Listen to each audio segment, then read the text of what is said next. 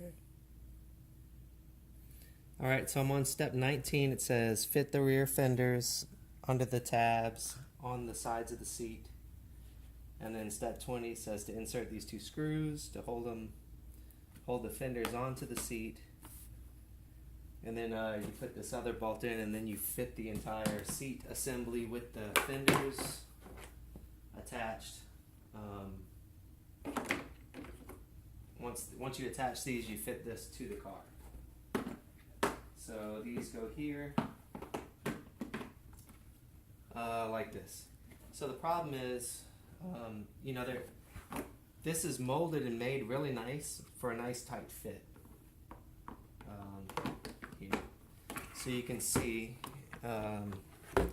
you don't zoom in, Christina, but just make sure you can see this.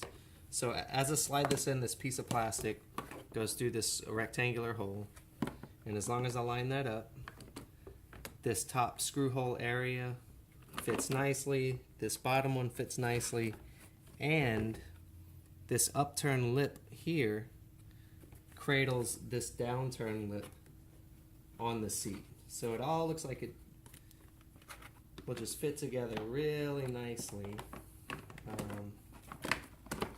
And then you're to put a screw here in the top, and same thing over here.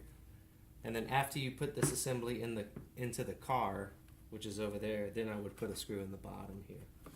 But the problem that I'm having is right here. So Christina, if you can zoom in here. This piece of plastic, which doesn't look like a mistake. It looks like it's a part that's there to strengthen the molding. And that's on both sides. This right here. It goes across. And it's on both sides. It's also on this side. And again, it doesn't look like there's extra plastic. It doesn't look like anything is messed up there. But see if you can get this as I slide these together, Christina. So there's the piece there. And as I slide these together, you'll see that it hits. Let me try to get this. Just hold it over here.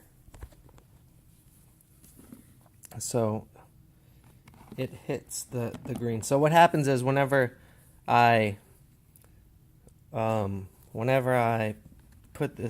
the back screw, then the front screw comes up, and whenever I tighten the front screw, then the back screw comes up. So it kind of seesaws on that piece.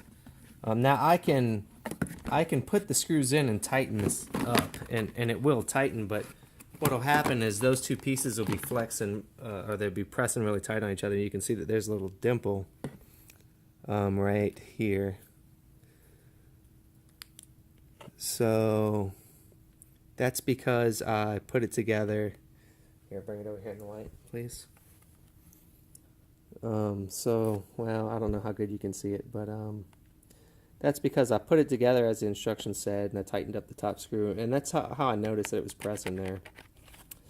And anyway, I feel like there should be a notch, a very small notch cut in this fender, this piece of plastic right where those intersect. Because it seems to me like you don't want to cut this because it's there for strength. And I don't think it would hurt to cut this, but I don't know. I'm not a Power Wheels engineer. But what happens is I'll put this in. And this is the same on both sides, but just to keep the video short, I'll just do one side. See if I can get this to go in there.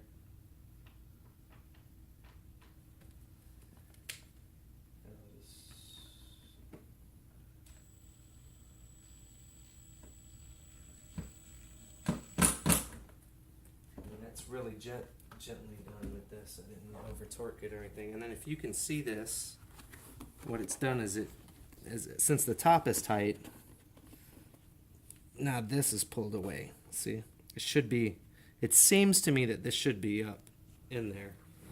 And I don't know if you'll be able to see this, but even all the areas that are so carefully molded to match up perfectly here, like this lip and all, they're all pulled away. And it's all because of that piece there. Can you see that on the video? Yeah. Okay, so it's because that piece is hitting, you know. Now, there's about the width of my finger, so maybe a little bit more than a 1/2 inch, maybe a 5/8 inch gap. Can you see where my finger is on the video? Yeah. Yeah? Okay, so in between, this is where the lower screw hole is. And there's a 5/8 inch gap there. Now, if I just assemble this as it says and just tighten that screw down, it's going to pull it together. But it's going to be pressing against this piece in here. So, hopefully that explains it better than I could explain it over the phone. All right.